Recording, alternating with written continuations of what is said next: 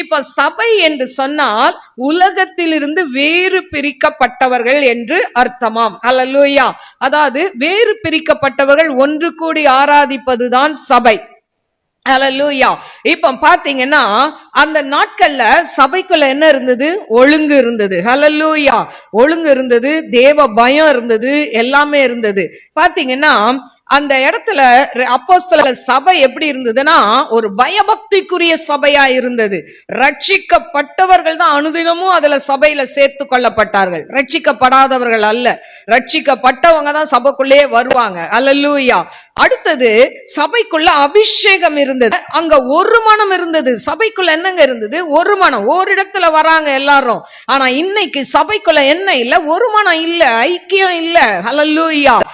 சபைக்குள்ள வந்தா 4 பேர், இங்க ஒரு 10 பேர், அங்க ஒரு 10 பேர், கூட்டம் கூட்டமா குரூப் சேர்த்துக்கிட்டு தனித்தனியா இருக்கிறாங்க. அல்லேலூயா. எங்கெங்க ஒரு மனம் இருக்கும்? எங்க ஆவியானவர் இறங்குவாரு. அல்லேலூயா. ஆனா ஆதி அப்போஸ்தலர் காலத்துல ஒரு மனம் இருந்தது.